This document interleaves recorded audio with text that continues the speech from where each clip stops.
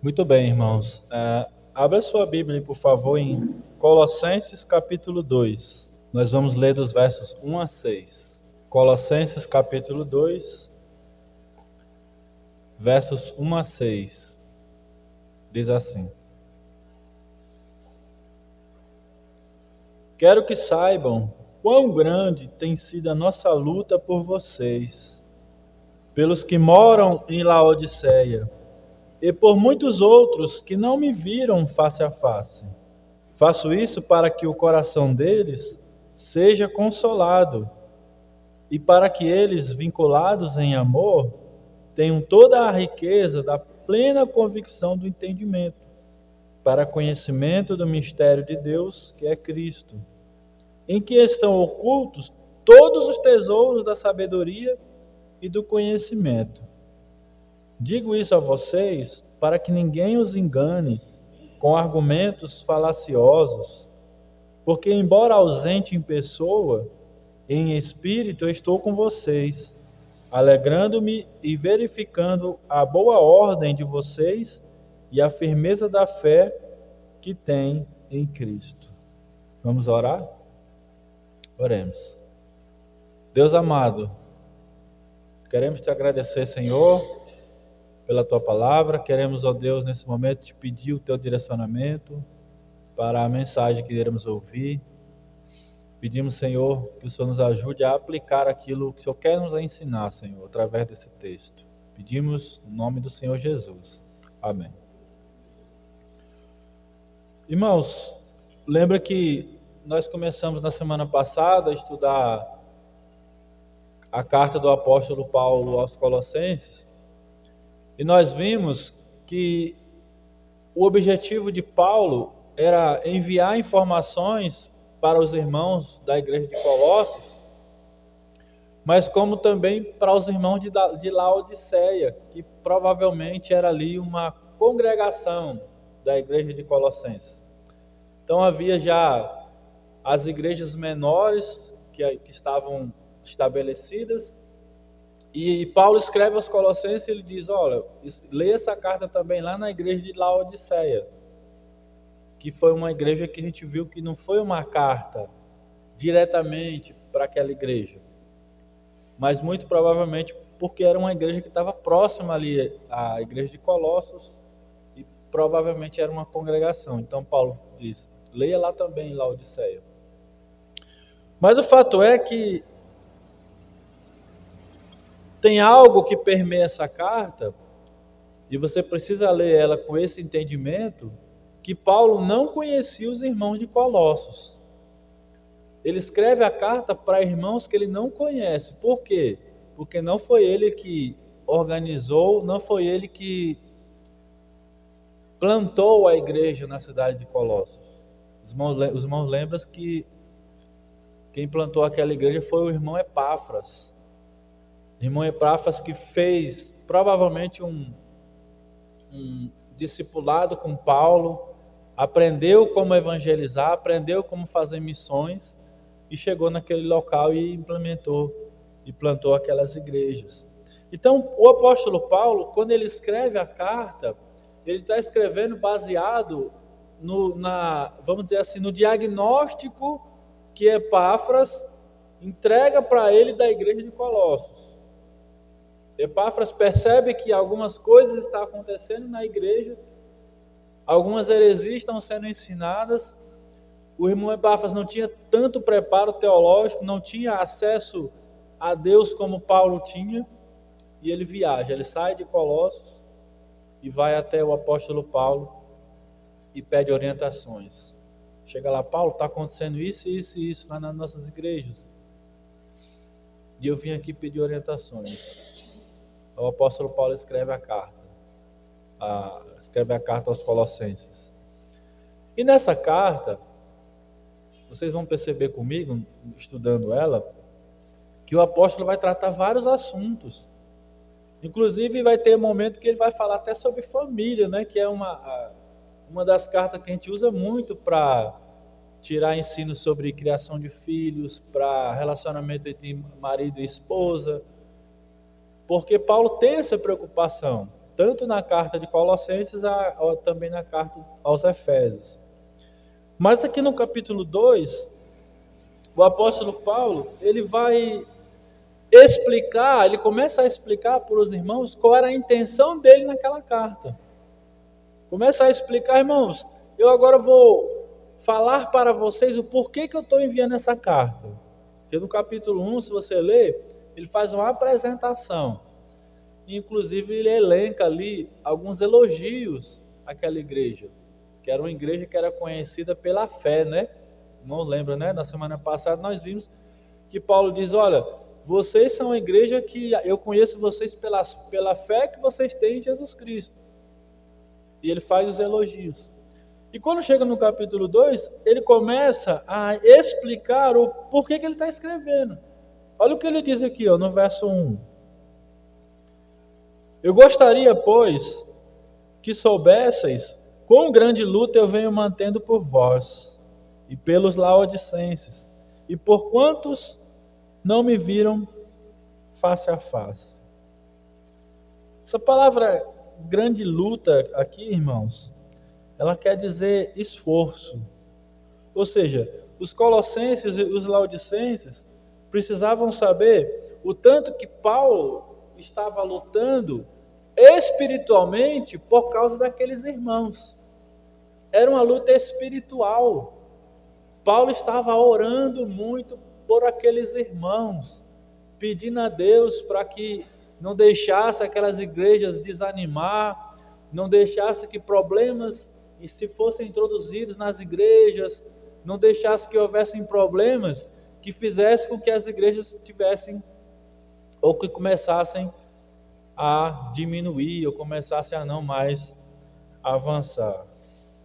Paulo estava ali, irmãos, preso, estava em prisões, mas ele está dizendo aqui que ele queria que os irmãos soubessem a luta que ele vivia.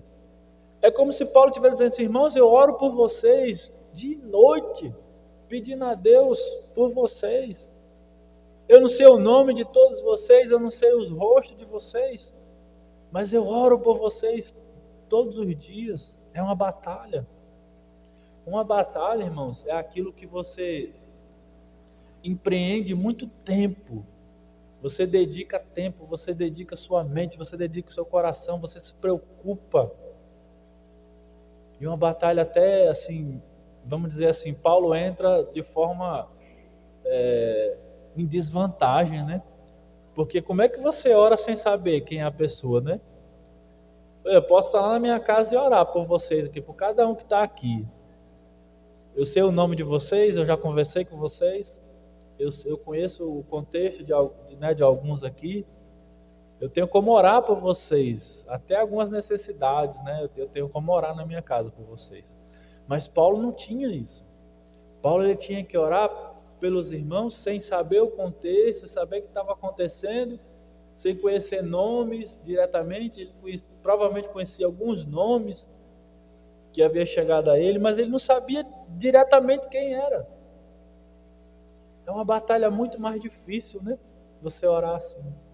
Mas Paulo está dizendo, eu quero que vocês saibam, eu oro por vocês. De noite, é uma luta, é uma batalha. Não é a ideia de, eu orei hoje, né? Orei hoje por vocês. Não, Paulo está dizendo que ele estava lutando. Por que Paulo estava lutando?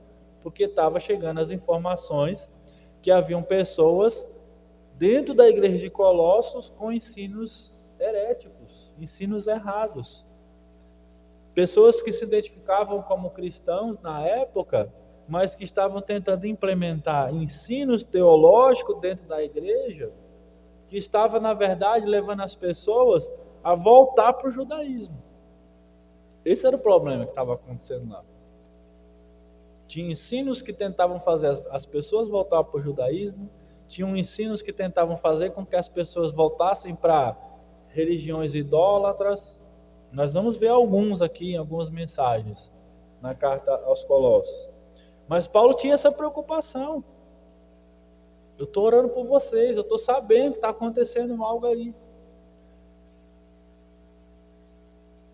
Paulo estava preso Na época ele estava sem a liberdade de poder sair. Se ele pudesse sair, ao receber as informações de Epáfras, eu acho que a primeira coisa que ele ia fazer era ir para lá. Se ele pudesse ir, né? Mas nessa época ele estava preso. Estava com a sua liberdade impedida. Qual era a única arma que ele tinha naquele momento para lutar pelaquela igreja? Oração.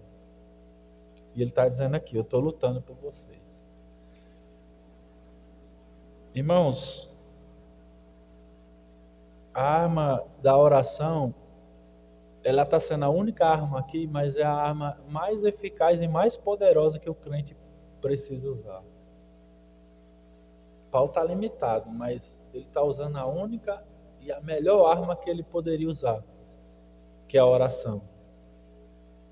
Porque às vezes a gente fica achando que a gente vai resolver o problema. Não, eu só consigo resolver se eu for lá pessoalmente. Está acontecendo um problema em determinado lugar, eu tenho que ir lá, se eu não for lá não resolve. A gente tem essa mentalidade. Não, eu preciso estar lá para resolver, senão ninguém vai resolver nada. Isso acontece. Mas Paulo está demonstrando que não é necessário, não é necessariamente assim. Que a gente pode orar para que Deus movimente as pessoas, a gente pode orar para que Deus manifeste ali algumas situações, para aquela situação ser resolvida. Por isso que é muito importante aplicar aqui essa arma, né? Às vezes a gente quer, por exemplo, que algumas pessoas se convertam. E aí a gente vai conversar com elas, né? E tudo, não quer e tudo, não quer aceitar. Mas aí eu pergunto, você tem batalhado, tem travado batalha espiritual por essa pessoa? Irmão, se você quer que algo aconteça, se você deseja que algo aconteça na vida de alguém na sua vida, principalmente em relação à salvação, e você está vendo que tem dificuldade dela vir na igreja, a primeira coisa que você fazer é como Paulo está fazendo aqui, travar uma batalha espiritual por ela. Tem alguém que você ama muito, um filho, uma filha, um amigo, que você gostaria que fosse salvo, mas você tem orado por ela, tem batalhado em oração com ela? Você tem relembrado nas suas orações de pedir pela salvação daquela pessoa? Deus não vai salvar só se você for lá e apresentar o evangelho e ela aceitar, ou se for o pastor Júnior lá.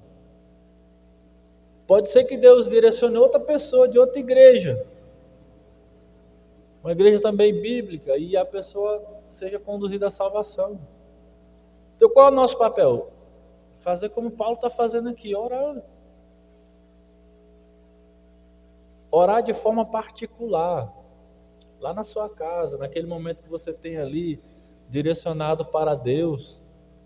Trave uma batalha. Tem um filme, né? Não sei como é o nome daquele filme lá da oração. Quarto de oração, né? É quarto de oração? Quarto de guerra. Quem é que já assistiu o filme Quarto de Guerra? Ninguém, né? Eu vou marcar um dia para passar aqui para os irmãos assistir. Viu? Vocês vão ver o que é batalhar literalmente em oração. Foi muito bom. Eu vou providenciar para a gente assistir um dia aqui, no sábado. E vocês vão ver, o filme ele retrata assim, muito bem isso aqui que eu estou trazendo para vocês. Aquela batalha de oração. Batalha de oração por conversão. Batalha de oração para que pessoas abandonem determinados vícios e se aproximem de Deus. Que é uma batalha mesmo. Às vezes a gente fala assim, não, eu queria que fulano, alguém se convertesse, eu queria que alguém mudasse.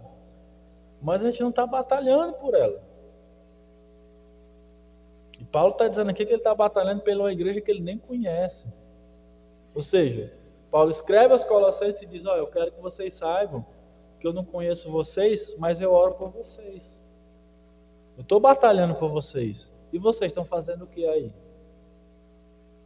Essa era a ideia.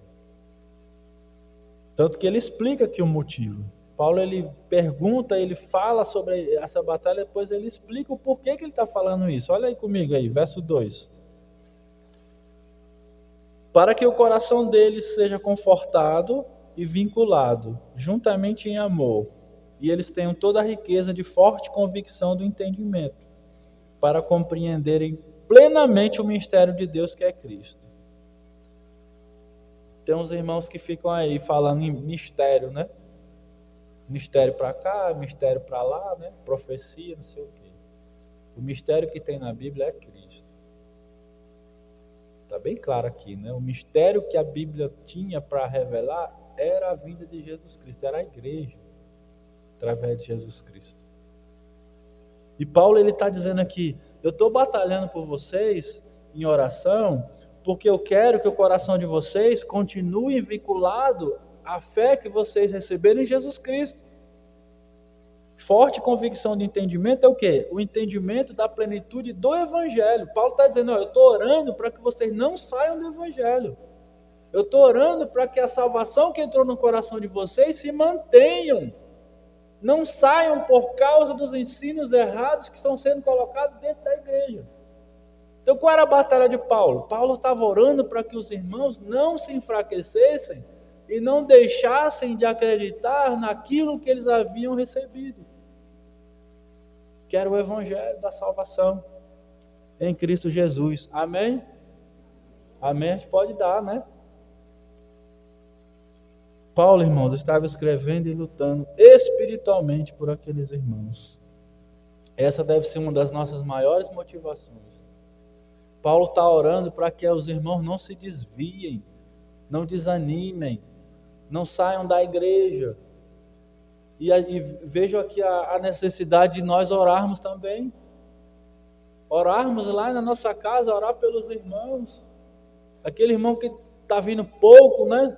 Será que está acontecendo alguma coisa? Batalha por ele também, irmãos. Olha a necessidade que nós temos de orar uns pelos outros. Orar pelo seu pastor, orar pelas irmãs que estão à frente dos ministérios. Todos nós, irmãos, precisamos de oração. É muito importante que nós oremos uns pelos outros. Que batalhemos uns pelos outros. Que a gente possa relembrar aqueles momentos que nós tivemos em comunhão na igreja. E aí relembrar, pai, naquele dia estavam os irmãos assim, e agora eu não estou vendo esses irmãos mais. O que será que aconteceu? É nossa responsabilidade também orar por isso. Orar por aqueles que estão mais fracos e orar para aqueles que estão por vir. Quantas pessoas não estão por vir, né? Eu tenho escutado tanta história aqui, irmãos, de pessoas assim, eu queria ir lá na igreja do Cabeceiras, mas aconteceu isso e isso, eu não fui. Não, o irmão fulano me chamou, mas aí não deu certo, no dia que eu queria ir, o irmão não foi. Essa semana eu escutei uma história assim, que a pessoa estava sempre sendo convidada, e no dia que ela queria vir, o irmão não ia vir. Então vejam como tem várias situações aqui em cima, eu já vi, semana passada eu estava dando um estudo ali numa casa e havia uma senhora que participou lá, ela disse, eita, eu já pensei em tanto ir lá naquela igreja. Eu falei, eu vou vir buscar a senhora, o jeito de eu vir aqui, né? Eu vou na casa da senhora buscar, aí a senhora vai, né? E vai ser o jeito, daqui a pouco eu vou ter que começar a combinar com a irmã, a gente subir aí pegando as pessoas, bora, vamos descendo. Que empecilho que tem que você não... Não, eu não vou, aí eu vou, pronto, o carro está aqui, entre, bora, simbora. Vai ter que fazer isso, porque tem muita pessoa que tem vontade e vai acontecendo as coisas. E a gente tem que orar por isso. A gente tem que travar essa batalha, irmãos. Tem muitas pessoas que têm sentido o desejo de descer para participar dos cultos, mas a gente sabe que o inimigo de Deus está sempre trabalhando para criar uma situação para que ela não venha. E aí é todo tipo de situação. Aí qual é a nossa parte? Orar. Quarto de guerra, né? Me lembra, nós vamos assistir esse filme em breve aqui. Nós vamos assistir, que vai ser muito bom para todos nós.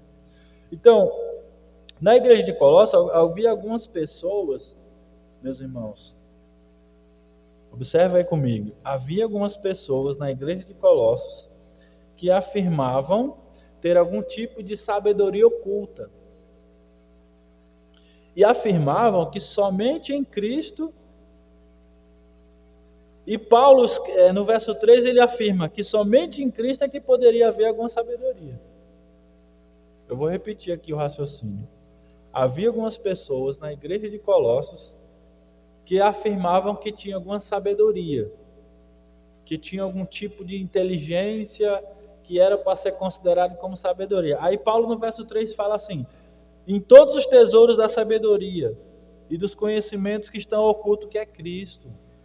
Ou seja, Paulo diz, irmãos, a única sabedoria que deve ter dentro da igreja é a sabedoria que vem de Cristo. É a sabedoria de saber que se tinha algum mistério no Antigo Testamento que estava oculto, se tinha algo que a gente não sabia, já foi revelado em Jesus Cristo. Não tem mais o que a gente querer saber. Na época as pessoas diziam, não, nós temos uma sabedoria diferente de poder saber como as coisas vão acontecer. E Paulo diz, não é assim não, irmãos. A sabedoria que tinha para vir era a sabedoria que já foi revelada em Jesus Cristo. Não tem mais nada para ser revelado. Se mantenham neles. Vejam que eram situações que estavam sendo criadas ali para fazer com que as pessoas desviassem o seu foco principal, que era Jesus Cristo. E isso acontece muito, meus irmãos. As maiores armas, as maiores armadilhas que são colocadas nas igrejas é justamente para tentar tirar o foco de Jesus Cristo. Na Igreja Católica Romana é o que mais tem, é tanta coisa para tentar fazer com que as pessoas não olhem para Cristo, né? E eles não conseguem perceber. A gente chega, passa lá, tem tudo menos algo direcionado para Cristo. Eles até criaram lá, tem lá uma imagem lá, né? Segundo eles, está representando Cristo na cruz. Mas pode observar que normalmente antes dele tem umas 20 ou 30 imagens de todo tipo de diferente. E isso não acontece só lá, irmãos. Isso acontece aqui até sem a gente perceber. Acontece às vezes no relacionamento entre nós mesmos. Algo para fazer com que a gente deixe de olhar para o foco principal, que é Cristo, e vá olhar para coisas momentâneas aqui, situações, coisas que não vai levar ninguém à salvação. Irmãos, a gente não deve estar se preocupando com coisas que não levam as pessoas à salvação. A nossa maior preocupação deve ser, primeiro, com a nossa salvação, se nós estamos com a nossa salvação em dias, né, batalhando pela fé, ou como o autor de Hebreus diz, correndo tenazmente para o alvo que nos foi proposto. É essa que deve ser a nossa preocupação.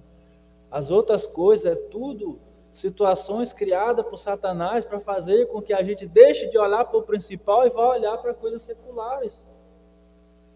Então não vamos se preocupar com isso. Não, mas aí isso e aquilo. Não, irmãos. Paulo está dizendo aqui, olha para a sabedoria de Cristo. O mistério que tinha era ele. E já foi revelado. Esse é o principal. Que as pessoas sejam salvas. Devemos estar atentos, meus irmãos, com tudo isso, com situações que são criadas, com novidades. Isso nada importa.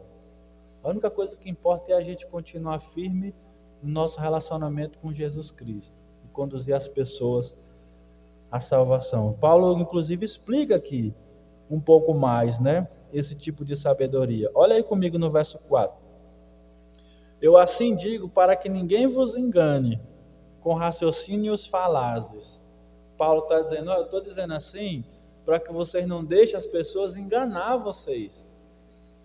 Porque às vezes, irmãos, tem pessoas que vão fazer declarações aí fora, que a gente vai olhar assim, mas é uma declaração que algo que ela pensa que está acontecendo.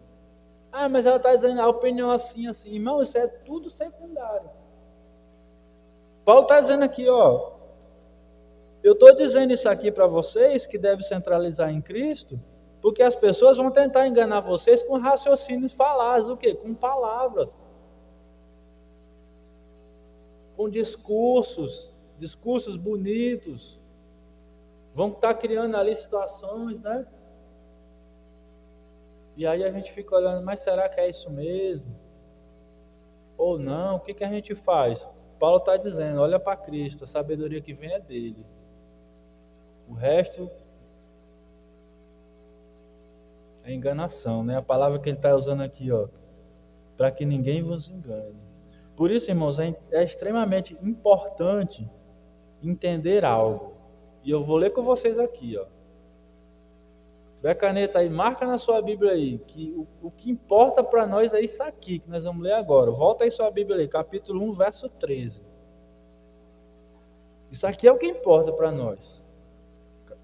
Colossenses 1, 13. Volta aí sua Bíblia.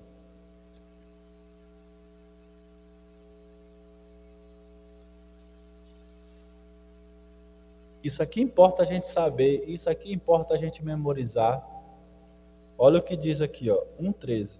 Ele nos libertou do império das trevas e nos transportou para o reino do Filho do seu amor, no qual temos a redenção, a remissão dos pecados. Este é a imagem do Deus invisível, o primogênito de toda a criação, pois nele foram criadas todas as coisas no céu e sobre a terra, as visíveis e as invisíveis, sejam tronos, sejam soberanias, quer principados, quer potestades. Tudo foi criado por meio dele e para ele. Ele é antes de todas as coisas. Nele tudo subsiste. Ele é a cabeça do corpo da igreja. Ele é o princípio, o primogênito de entre os mortos, para em todas as coisas ter a primazia. Porque aprove a Deus que nele residisse toda a plenitude e que, havendo feito a paz pelo sangue da sua cruz, por meio dele, reconciliasse consigo mesmo todas as coisas, quer sobre a terra, quer no céu. E a vós outros também, que outrora erais estranhos e inimigos no entendimento pelas vossas obras malignas, agora, porém, vos reconciliou no corpo da sua carne, mediante a sua morte, para apresentar perante ele santos, inculpáveis, irrepreensíveis, se é que permaneceis na fé, alicerçados e firmes, não vos deixando afastar da esperança do evangelho que ouvistes e que foi pregado a toda criatura debaixo do céu, do qual eu, Paulo, me tornei ministro. Isso aqui que é importante, irmãos. Isso aqui que é importante para nós. Jesus Cristo foi crucificado naquela cruz para que nós pudéssemos ter o privilégio da salvação. Isso aqui é para nós a única coisa que importa. Tudo é terceirizado, tudo é engano, tudo é coisas que são criadas para fazer com que a gente saia do nosso foco principal, que é a nossa salvação em Cristo Jesus. No verso 4, Paulo completa aqui, vamos voltar lá para o capítulo 2, verso 5, que Paulo ele fala sobre a alegria em saber da fé que tinha naquela igreja, mesmo diante desses ataques. Primeiro ele fala do que estava acontecendo. Aí ele diz, olha, mas mesmo assim eu estou feliz, porque a igreja está recebendo esses ataques, mas continua com irmãos que têm fé. Olha o que ele diz aqui, ó, no verso 5. Pois embora ausente ao corpo, contudo em espírito, eu estou convosco. Aí ele diz, alegrando-me e verificando a vossa boa ordem e a firmeza da fé em Cristo Jesus. Paulo está dizendo, tem gente dentro da igreja ensinando coisas erradas, mas mesmo assim a fé de vocês continua firme. Isso era algo que ele está trazendo aqui como um elogio. Paulo dizendo, eu estou alegre. Vocês estão sendo atacados dentro da igreja, tem pessoas aí dentro ensinando coisa errada. Mas vocês têm fé. A fé de vocês continua firme. E Paulo diz, ela tem que continuar assim, que é o que ele fala ali no verso 13. Então, amados, nós precisamos pegar firme essa verdade aqui que nós vimos sobre a salvação em Cristo Jesus. Paulo, no livro do Colossenses, ele na carta aos Colossenses, ele traz uma ênfase na nossa união com Cristo. Tanto que ele fala muito, você vai ver muito aqui, ele fala nele, por ele, que é a ideia da nossa união com ele. Ele vai tratar melhor isso depois do capítulo 3. Mas vejam que unidos em Cristo, ou unidos nele, todas essas coisas que Paulo falou aqui são coisas que a gente precisa colocar em prática. Nós estamos unidos a Cristo.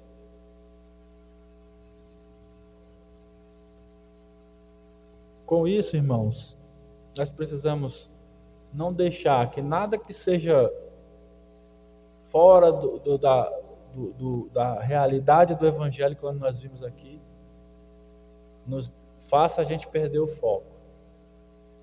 Nosso foco principal tem que ser a salvação em Cristo Jesus, pregar o Evangelho. Todas as outras coisas que podem vir, todas as outras coisas que podem ser colocadas, todas as outras coisas que podem ser faladas, como Paulo está dizendo aqui, tudo é engano. E o engano a gente sabe que é criado por quem? João 8,44, quem lembra? O pai da mentira. Engano, né? Engano é o quê? Uma mentira, né? Alguém que está enganando é alguém que está criando uma inverdade. Ou seja, é uma mentira. E se é uma mentira, ela está sendo direcionada pelo pai da mentira, que é Satanás. Por isso que a gente não deve olhar para essas coisas. A gente deve olhar para as coisas do alto. Tá bom? Amém?